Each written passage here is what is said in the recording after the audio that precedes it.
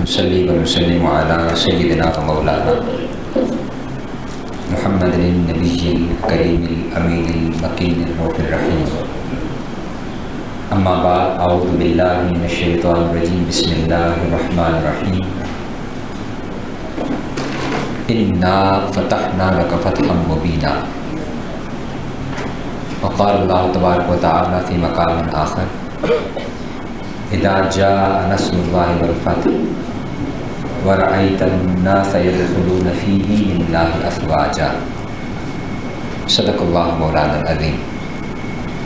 إن الله وملائكته يصلون على النبي يا أيها الذين آمنوا صلوا عليه وسلموا تسليما. اللهم صل على سيدنا ومولانا محمد النبي الأمي وعلى آله وسلم تسلیما. اللہ جل مجدہ کے فضل و کرم اور کریم آقا صلی اللہ علیہ وآلہ وسلم کے نام پاک کے تصدق سے بحمدہ تعالی رمضان المبارک کے اس بابرکت اور عظیم مہینہ میں آج کے اس عظیم اور بابرکت دن ہم اللہ رب العزت کے حضور اس کے گھر میں سجدہ ریز ہونے کے لیے موجود ہیں. یہ ماہ مبارک اپنی تمام تر برکتوں، سعادتوں، رحمتوں، بخشش و مغفرت کے ساتھ گزر رہا ہے، اور آج اس کے 2 عشرے مکمل ہو گئے، یعنی عشرہ مغفرت بھی آج مکمل ہو گیا ہے، اور اب آخری 10 دن ہیں، اور اس کو جہنم سے آزادی اور خلاصی کا عشرہ کہا جاتا ہے. تو اس عشرہ مبارکہ کے بارے میں آقا کریم علیہ الصلوۃ والتسلیم نے ارشاد فرمایا کہ یہ وہ عشرہ مبارک ہے کہ جس میں اللہ رب العزت نے ایک ایسی رات رکھی ہے جس میں ایک رات کی عبادت وہ 80 سال سے بھی زیادہ ہے.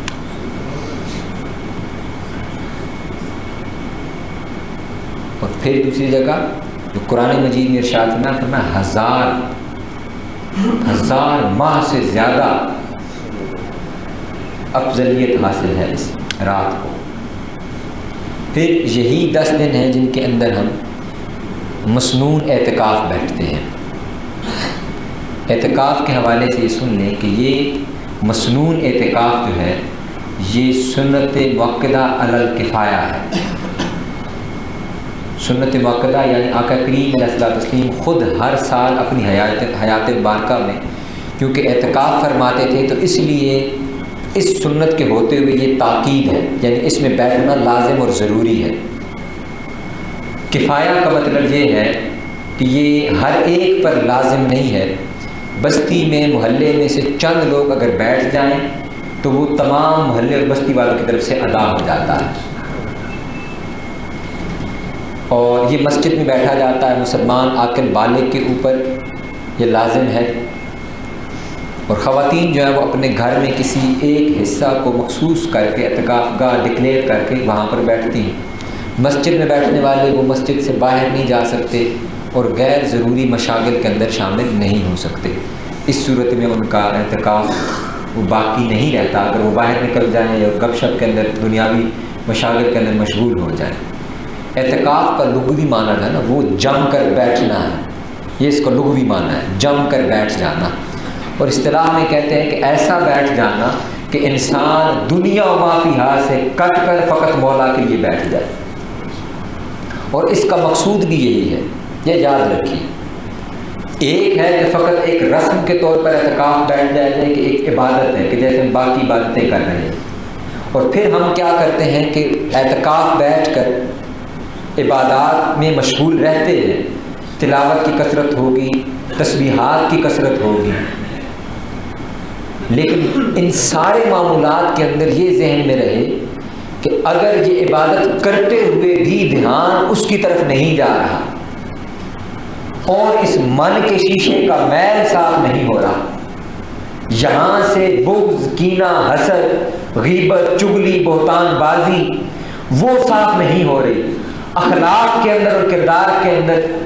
کوئی چینج اور تبدیلی نہیں آ رہی، تو تو پھر یہ ایک محض ایک رسم کے طور پر اعتکاف ہوگا۔ اصل اعتکاف یہ ہے کہ جب بندہ بیٹھے تو پھر اس سے ملاقات کا متمنی ہو کر کے بیٹھے۔ جیسے بھکاری در پر آ کے بیٹھ جاتا اور تب تک نہیں اٹھتا کہ جب تک اس کو کچھ مل نہیں جاتا، وہ لے کر کے ہی جاتا اور وہ آواز اور صدا لگاتا رہتا ہے اور دروازہ کھٹکھٹاتا رہتا ہے۔ اب جب ہمیں بھی یہ معلوم ہے کہ ملنا اس بارگاہ سے ہے اور آ کے بھی اس کے در پہ بیٹھ جائیں اور پھر بھی توجہ اس کی طرف نہ ہو، وہ عبادات بھی ہم اپنی مقصد اور ضرورت کے لیے شاید کر رہے ہوں، اس میں بھی ہمارا اپنا مطمع نظر ہو، ہماری اپنی لالچ ہو، تو پھر وہ ہم نے عبادت اپنے لیے کی ہے، مولا کے لیے نہیں کی۔ اعتکاف جو لوگ بیٹھ رہے ہیں وہ اس بات کا خاص خیال رکھیں کہ اپنے دل کی توجہ اس کی طرف لگا کر کے رکھیں جو اس کا مقصود ہے اعتکاف کا، کہ دنیا سے کٹ کر جم کر بیٹھنے کا مقصد یہ ہے کہ اللہ کی طرف بندے کی توجہ ہو، اور پھر جو اس کی توجہ بندے کی طرف ہے وہ توجہ حاصل کی جائے۔ وہ حاصل کیسے ہوگی؟ کہ اس کے در پر بار بار دستک دینے سے، اس کو پکارنے سے کہ مولا میں تیرے در پر آ کر اب جو بیٹھا ہوں تو اس من کی دنیا کے بھی حالات بدل دے۔ میں اس پر ایک مثال عرض کیا کرتا ہوں جو میں نے گزشتہ نشست میں بھی کی تھی کہ وہ جو من کے شیشے کے اوپر گناہ کا میل لگ جاتا ہے تو یاد رکھیے کہ اب جب بیٹھے ہیں اس کام کے لیے تو یہ نیت تو کرے نا کہ یہ جو شیشہ گدلا ہو گیا ہے، اس شیشے کے اوپر دنیا کی چھینٹے پڑ پڑ کے، آلائشوں کے چھینٹے پڑ پڑ کے، گناہوں کے چھینٹے پڑ پڑ کے یہ شیشہ اتنا گدلا ہو گیا ہے۔ یاد رکھیے ہمارے گھروں میں جو شیشے ہیں نا، آپ اگر اس کو کچھ عرصہ صاف نہ کریں اور اس پر پانی پڑتا رہے یا بھاپ پڑتی رہے تو وہ پانی کی تہ جمتے جمتے جمتے آخر کار وہ شیشہ اس حالت میں ہو جاتا ہے کہ انسان کو اپنی شکل بھی اس میں نظر نہیں آتی۔ تو ایسا شیشہ جس میں اپنی شکل نظر نہیں آتی اس میں یار کی شکل کیسے نظر آئے گی؟ دل کے آئینے میں ہے تصویر یار، یہ مقام حاصل کرنا ہے کہ اس کی تصویر کو دل کے آئینے میں سجا لیا جائے کہ جب ذرا گردن جھکائی دیکھ لی۔ یہ مقصود ہے عبادات کا اس ماہ مبارکہ کا، اور پھر بالخصوص اعتکاف کا، کہ ان راتوں کے اندر، ان دنوں کے اندر اس کو تلاش کیا جائے، اس کو ڈھونڈا جائے، اس سے ملاقات کا بہانہ بنایا جائے۔ اور پھر اس کے ساتھ ساتھ جیسے میں نے عرض کی کہ یاد رکھیے عبادت آپ کا اور اللہ کا معاملہ ہے، عبادت آپ کا اور اللہ کا معاملہ ہے، لیکن جو اللہ کے نزدیک محبوب ترین چیز ہے وہ یہ ہے کہ اس عبادت کے ذریعے اگر آپ کے اخلاق سنور جائیں، اخلاق میں تبدیلی آ جائے۔ من کی تبدیلی یہ ہے کہ من کے چھینٹے صاف ہونے کا مطلب یہ ہے کہ من کے آئینے سے، دل کے شیشے سے یہ بغض کا، حسد کا، کینے کا، چغلی کا، غیبت کا، دوسروں کے خلاف ذہن سازی کا، کسی کے خلاف جو دل کے اندر تھوڑی بہت نفرت کینہ ہے، یہ سارا میل صاف ہو جائے۔ یہ صاف ہوگا تو پھر دل کا آئینہ صاف ہوگا اور اس دل کے آئینے کے اندر اس کی تصویر اتر جائے گی۔ ادروائز پھر وہ ایک رسم ہے، آپ نے ایک رسم تو پوری کر دی ہے، اس کا اجر وہ مل جائے گا، اس کا اجر، وہ مزدوری ہے، مزدوری کی ہے، مزدوری کا اجر پا لیا۔ مزدوری دو طرح کی ہے، ایک ایسی مزدوری ہے کہ فقط کام کیا جائے اور پیسے وصول کر کے گھر چلے جائیں، اور ایک مزدوری یہ ہے کہ کام ایسا کیا جائے کہ مزدوری تو ملے ہی ملے، ساتھ میں مالک بھی خوش ہو جائے اور خوش ہو کے کچھ اور بھی عطا کر دے۔ تو ہم مالک کی رضا، اس کا مقصود، اس کی منشا کی طرف نہیں جاتے، ہمارا مطمع نظر فقط اس مزدوری کی طرف ہوتا ہے۔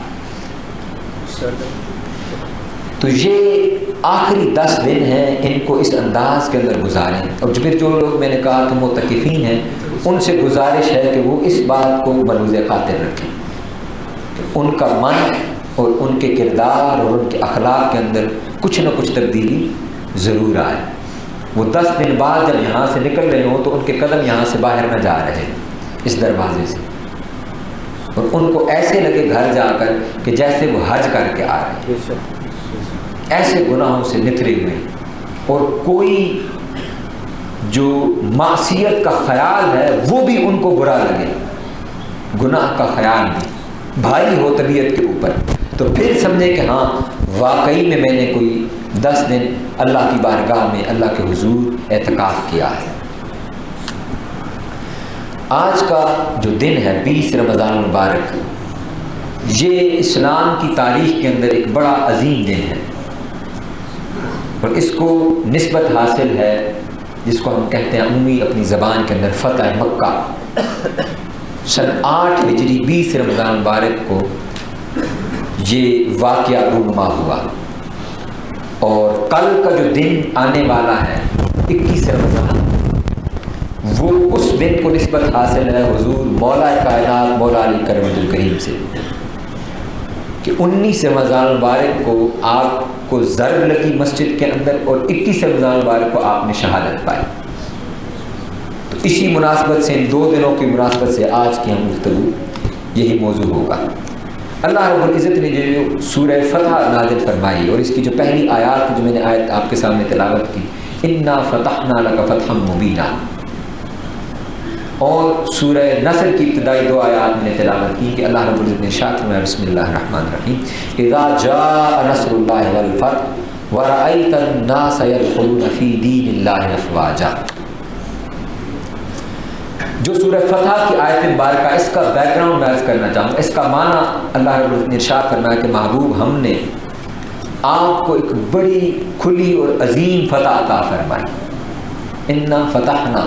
ہم نے آپ کو عطا کی، لک فتحا مبینا، ایک بڑی روشن فتح عطا کی۔ یہ آیت مبارکہ نازل ہوئی جب حضور صلح حدیبیہ سے واپس جا رہے تھے، راستے میں تھے۔ اس کا واقعہ اور ماجرا کچھ یوں ہے کہ آقا کریم علیہ الصلوۃ والتسلیم نے سن 7 ہجری کے اندر خواب دیکھا کہ حضور احرام باندھ کر کعبہ کا طواف فرما رہے ہیں۔ اب نبی کا خواب وہ سچا ہوتا ہے۔ آقا علیہ السلام نے خواب دیکھا، حضور نے اس کو اشارہ سمجھا، اور آقا علیہ السلام ارادہ فرما کر عمرے کا صحابہ کرام کو ساتھ لیا اور مکہ کی طرف روانہ ہو گئے۔ اب حدیبیہ کے مقام پر پہنچے تو وہاں کفار کو پتہ چلا کہ مسلمان اتنی تعداد کے اندر 1400 یا 1500 کے قریب مسلمان وہ مکہ آئے ہیں۔ انہوں نے اس کو حملہ ڈکلیئر کیا کہ یہ شاید جنگ کی نیت سے آیا ہے، لیکن آقا کریم علیہ الصلوۃ والتسلیم نے اپنا سفیر بنا کر حضرت سیدنا عثمان غنی رضی اللہ تعالیٰ عنہ کو بھیجا اور فرمایا کہ ان سے انہیں یہ بتاؤ کہ ہم جنگ کی نیت سے نہیں آئے، ہم فقط کعبہ کا طواف کرنے کی نیت سے آئے ہیں، ہم وہ طواف کر کے اپنے جانور ذبح کر کے وہاں سے واپس ہو جائیں گے، ہمارے پاس ہتھیار بھی نہیں ہے۔ لیکن ان لوگوں نے تسلیم نہیں کیا۔ بعد میں سیدنا عثمان غنی رضی اللہ تعالیٰ عنہ کی شہادت کی افواہ پھیلی، اس کے اوپر بیعت رضوان ہوئی، یعنی ایک درخت کے نیچے آقا علیہ السلام نے جو صحابہ کرام سے بیعت لی کہ اگر عثمان کو شہید کر دیا گیا تو ہم عثمان کا قصاص لیے بغیر واپس نہیں جائیں گے۔ یہ بیعت لینے کے بعد جب واپسی ہوئی اور صلح نامہ ایک لکھا گیا، اس کو صلح حدیبیہ کہتے ہیں، وہ 10 سال کا ایک معاہدہ تھا۔ اس معاہدے میں بظاہر مسلمانوں کے لیے کمزور شرائط ہے، اور وہ کمزور شرائط کیا تھی؟ وہ شرائط یہ تھی، ان میں سے جو چند ایک شرائط تھی، سب سے پہلے تو جب مولا علی کرم الکریم کے حصے میں یہ سعادت آئی کہ آپ نے یہ صلح نامہ، یہ معاہدہ لکھنا شروع کیا، تو جب انہوں نے بسم اللہ الرحمن الرحیم لکھا اور آگے جب لکھا کہ محمد رسول اللہ اور قریش کے مابین، تو قریش رک گئے۔ انہوں نے کہا کہ چلو پہلے جملے پر تو ہم اتفاق کرتے ہیں، ہمارا اختلاف تمہارے ساتھ اس دوسرے جملے کے اوپر کہ ہم آپ کو اللہ کا رسول ہی تو تسلیم نہیں کرتے، اس کو محمد بن عبداللہ لکھیں۔ آقا علیہ السلام نے حکم ارشاد فرمایا، مولا علی نے فرمایا کہ یا رسول اللہ، علی یہ جرأت نہیں کر سکتا کہ علی کا قلم وہ رسول اللہ کے لفظ الفاظ کو مٹا سکے۔ 3 دفعہ حضور نے حکم ارشاد فرمایا۔ آقا علیہ السلام نے پھر خود اپنے دست اقدس سے قلم لے کر اور وہ لفظ مٹا دی۔ معاہدہ یہ طے پایا کہ اگر کوئی شخص ان 10 سالوں میں مکہ اور مدینہ کی ریاستیں آپس میں جنگ نہیں کریں گی، جو قبائل مکہ والوں کے ساتھ شامل ہونا چاہیں ان کو بھی آزادی حاصل ہے، جو مدینہ والوں کے ساتھ شامل ہونا چاہیں ان کو بھی آزادی حاصل ہے۔ پھر جو مکہ والوں کے ساتھ ہیں، اگر مدینہ والوں میں سے ان پر کسی نے حملہ یا ظلم کیا تو مکہ والے پورا اختیار رکھتے ہیں جنگ کرنے کا، حملہ کرنے کا، قصاص لینے کا، بدلہ لینے کا، اور یہی وائس ورثہ مدینہ والوں کے لیے بھی تھا۔ لیکن ایک شرائط جو مسلمانوں کے حق میں کمزور تھی وہ یہ تھی کہ اگر کوئی فرد مکہ والوں میں سے وہ مدینہ جائے گا تو مدینہ والے اس کو لوٹا دیں گے مکہ والوں کو، لیکن اگر مدینہ والوں میں سے کوئی شخص مکہ آیا اور ان کی قید میں آ گیا تو مکہ والے وہ شخص مدینہ والوں کو واپس نہیں لوٹائیں گے۔ ابھی یہ معاہدہ لکھا جا رہا تھا، ایک صحابی بیڑیاں پہنے ہوئے مسلمان تھے تو قریش نے ان کو قیدی کیا ہوا تھا، تو وہ آ گئے اور انہوں نے عرض کی یا رسول اللہ کہ میری حالت زار آپ کے سامنے ہے، ابھی معاہدہ لکھا تھا دستخط نہیں ہوا تھا۔ تو مشرکین اس بات پر مصر ہو گئے، انہوں نے کہا کہ یہ معاہدہ طے پا گیا ہے۔ تو آقا علیہ السلام نے پھر ان پر رضامندی کا اظہار فرمایا، تو وہ صحابی چیخ اٹھے، انہوں نے کہا یا رسول اللہ کیا ہم حق پر نہیں ہیں؟ آپ نے فرمایا صبر کرو، اللہ تمہیں اس کا جلد اجر عطا فرمائے گا۔ صحابہ پر یہ بات اتنی گراں گزری کہ جب آقا کریم علیہ السلام نے ان کو فرمایا کہ اپنے احرام کھول دو، جانور ذبح کر دو، تو کسی ایک کے اندر بھی اتنی ہمت نہیں تھی کہ وہ یہ عمل کرتا، حتیٰ کہ سیدنا عمر فاروق رضی اللہ تعالیٰ عنہ جیسی شخصیت وہ کہنے پر مجبور ہو گئے کہ یا رسول اللہ کیا ہم حق پر نہیں ہیں؟ کیا آپ اللہ کے سچے رسول نہیں ہیں؟ اتنی کمزور شرائط کے اوپر معاہدہ۔ لیکن آقا علیہ السلام تو دیکھ رہے تھے نا کہ یہ شرائط کمزور نہیں ہے، اسلام کو کتنا فائدہ دینے والی ہے، کیونکہ آپ یہ یاد رکھیں، اب یہ آقا علیہ السلام کو بطور حاکم اب تصور کریں، حضور کو ہم صرف بطور رسول اور نبی کے لیتے ہیں، حضور ایک منتظم بھی ہیں اور ایک حاکم بھی ہیں۔ تو ایک اسٹیٹ کا حاکم یہ دیکھ رہا ہے کہ اس نے اپنی رعایا کو سکیور کر دیا ہے، اس کی باؤنڈری سکیور ہو گئی ہے، اب وہ اس کی رعایا اگر امن و امان کے اندر ہے نا تو پھر اسٹیٹ فلرش کر سکتی ہے، پھر اسٹیٹ معاشی طور پر، معاشرتی طور پر پھل پھول سکتی ہے، پھر یہ اس کے پاس آپشن ہوتا ہے۔ آقا علیہ السلام نے اس کو اڈاپٹ کیا، رادر دین کہ آپ اس آپشن کو اڈاپٹ فرماتے کہ نہیں ہر وقت اپنے کسی نہ کسی دشمن کے ساتھ جو ہے وہ جنگ کے اندر رہنا ہے، ہاسٹائل رہنا ہے ہر وقت، جو ہمارے ملک کا اس وقت حالت ہے کہ ہم نے ایک کو ڈکلیئر کر دیا کہ یہ دشمن ہے اور ہر وقت ملک جو ہے وہ ہاسٹائل ہے ایک طرف سے، اور ہر وقت حالت جنگ کے اندر اور ذہنی کوفت اور اس کیفیت کے اندر ہے، تو ایسے کبھی بھی ملک ترقی نہیں کرتے۔ آقا علیہ السلام نے اس دور اندیشی کے پیش نظر یہ فیصلہ فرمایا، اور واپس جب پلٹے پھر سیدنا صدیق اکبر رضی اللہ تعالیٰ نے آپ کو مشورہ دیا، آقا علیہ السلام نے پریشان ہو کے فرمایا کہ یہ لوگ تو میرا حکم ماننے سے یہ نکاری ہو گئے، تو پھر سیدنا صدیق اکبر نے کہا کہ یا رسول اللہ بالآخر تو انسان ہے، ان کے دلوں پر بوجھ ہے، آپ پہل فرمائیے، اپنا احرام کھول کے جانور ذبح فرما دیجئے تو یہ آپ کی پیروی کر دیں گے۔ جب حضور نے یہ کیا تو پھر سارے صحابہ کرام اس میں شامل ہو گئے۔ واپسی پر اللہ رب العزت نے یہ آیت مبارکہ نازل فرمائی اور فرمایا محبوب ہم نے آپ کو بڑی عظیم فتح عطا فرمائی، اس سے دونوں فتوحات مراد ہیں، صلح حدیبیہ کو بھی اللہ رب العزت نے فتح قرار دیا اور اسی طرح اگلے سال آنے والی فتح مکہ کو بھی اللہ رب العزت نے فتح قرار دیا۔ فائدہ یہ ہوا کہ امن کی صورتحال مل جانے کے بعد، اب اس کو میں پھر دوسرے پولیٹیکل ایسپیکٹ سے آپ کو عرض کرنا چاہوں گا کہ حضور نے اپنی فارن پالیسی ڈکلیئر کرنا شروع کی، جس کو ہم خارجہ پالیسی کہتے ہیں، فارن پالیسی، کہ حضور نے پھر اپنے سفیر روانہ کرنے شروع کیے، خط لکھے، سفراء بھیجے، ایران کی اسٹیٹ کی طرف، روم کی اسٹیٹ کی طرف، شام میں بھیجے حضور نے، اور اپنی دعوت دینا شروع کی، کیونکہ اب آپ حالت امن کے اندر آ چکے ہیں، آپ کے پاس یہ آپشن موجود ہے۔ تو یہ ایک راستہ اس امن کی وجہ سے مسلمانوں کو نصیب ہوا۔ واقعہ مختصر کہ واقعہ جو ہوا کہ ایک قبیلہ بنو بکر جو مشرکین کا حامی تھا، انہوں نے ایک قبیلہ جو بنو خزاعہ جو مسلمانوں کا حامی تھا ان پر حملہ کیا، ان کا قتل عام کیا، ان کے لوگوں کو قتل کیا، اور اس میں در پردہ مشرکین مکہ بھی شامل تھے۔ بنو خزاع آقا علیہ السلام کی بارگاہ میں آئے اور انہوں نے التجا کی کہ ہم آپ کے حمایتی ہیں، ہم پر یہ ظلم ہوا، ہمیں قصاص اور بدلہ چاہیے۔ اس دوران میں ابو سفیان جو ابھی مسلمان نہیں ہوئے تھے ان کو خبر پہنچ گئی اور انہیں یہی معلوم تھا کہ اب مسلمان کسی حد تک بھی جا سکتے ہیں۔ وہ آقا علیہ السلام کی بارگاہ میں آئے، انہوں نے کئی بار حضور سے یہ درخواست کی، لیکن آقا علیہ السلام نے خاموشی اختیار کی۔ کیوں؟ کہ مظلومین کھڑے ہوئے تھے اور وہ کہہ رہے تھے کہ ہمیں انصاف چاہیے، ہم قصاص قبول، اس طرح کی صلح قبول کرنے والے نہیں ہیں۔ تو وہ یک طرفہ صلح نامہ کی تجدید کا اعلان کر کے واپس ہو کے پلٹ گئے۔ بعد ازاں آقا علیہ السلام کی کیفیت کیا تھی یاد رکھیے، یہ ہے مظلوم کے ساتھ کھڑا ہونا جب کسی پر ظلم ہو۔ آقا کریم علیہ الصلوۃ والتسلیم اتنی بے چینی کے عالم میں تھے، جس لمحے بنو خزاع آپ کے پاس آئے حضور نے فرمایا کہ میں کیسے بیٹھ سکتا ہوں کہ جب مظلوم میرے پاس اس حالت کے اندر آئے ہیں، داد رسی کی حالت میں، اور جب تک میں مظلوموں کی داد رسی نہیں کر لیتا میں چین سے بیٹھنے والا نہیں۔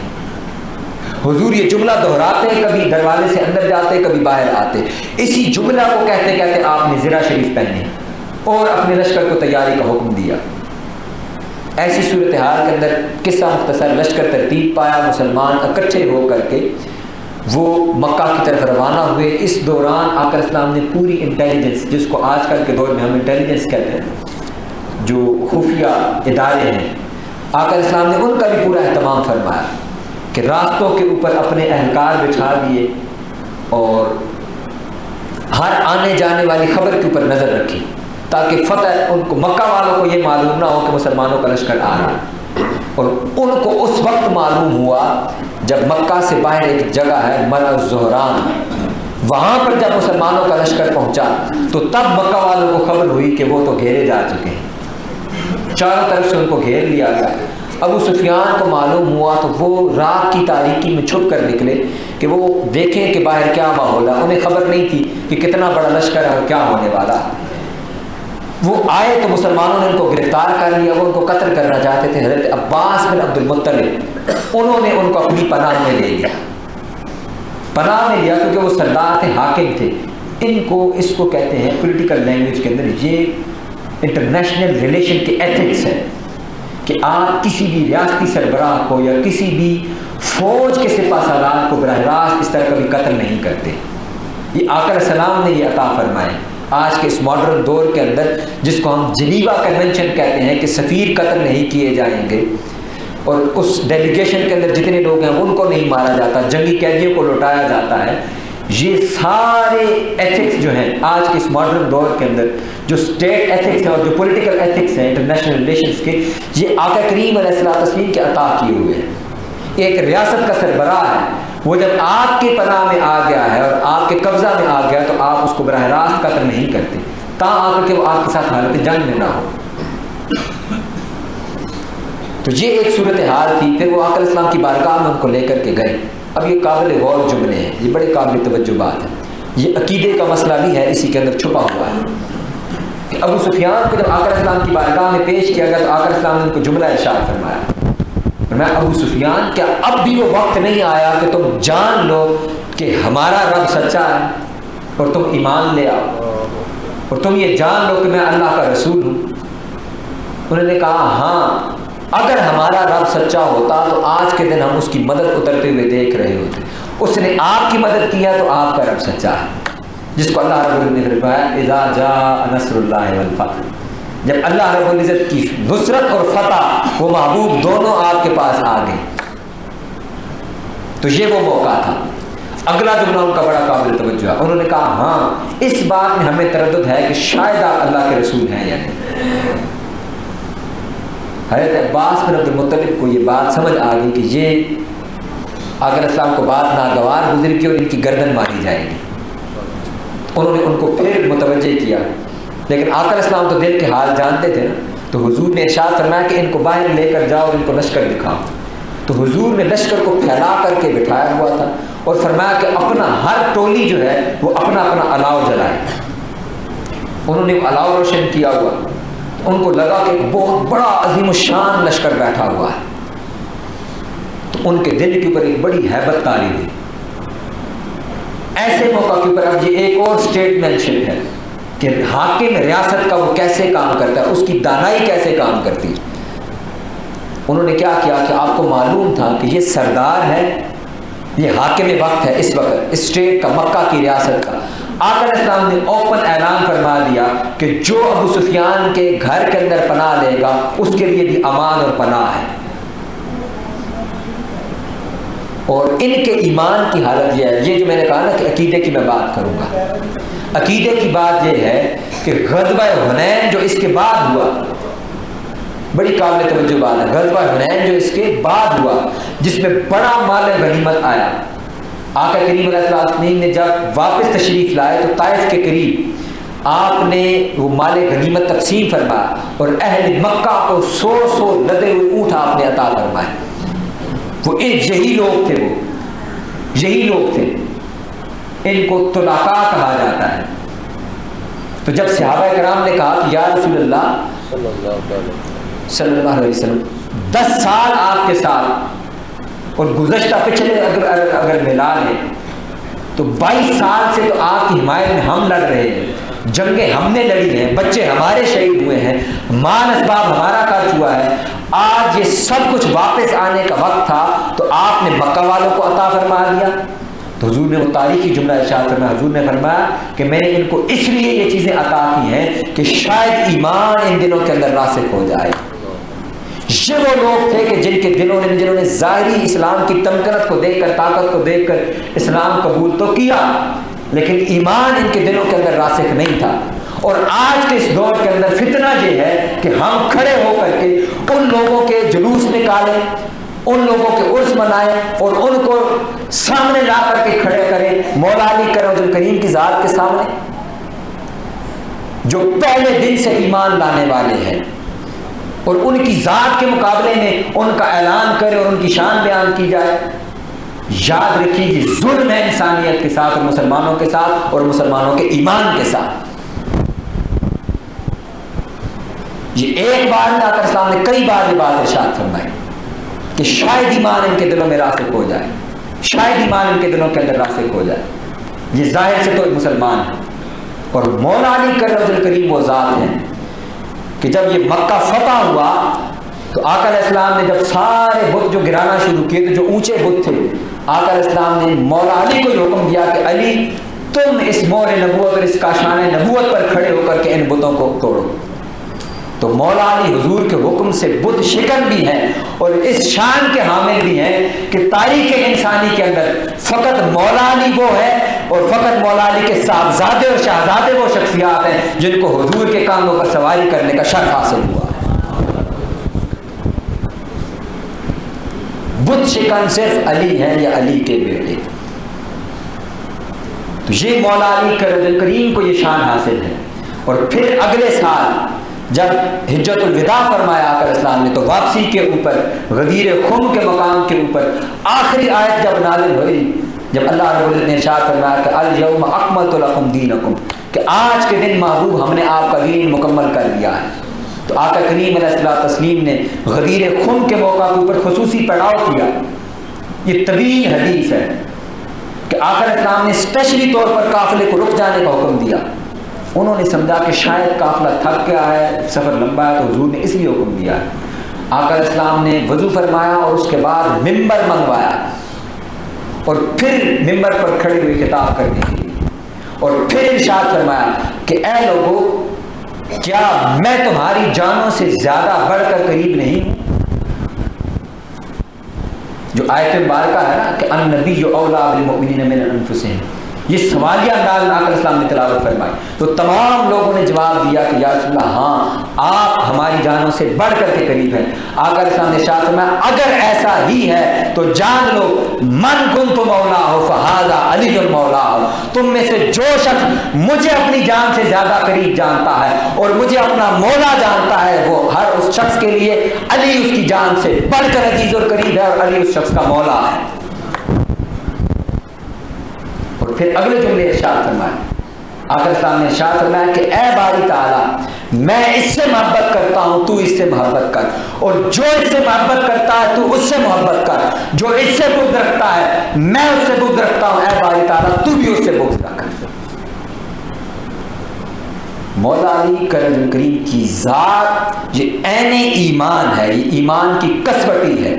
صحابہ کرام ارشاد فرماتے ہیں کہ ہم اپنی مجلس میں بیٹھتے تو اگر ہم نے کسی کا ایمان دیکھنا ہوتا کہ یہ مومن ہے یا منافق ہے، ہم اس کے سامنے مولا علی کا تذکرہ شروع کر دیتے۔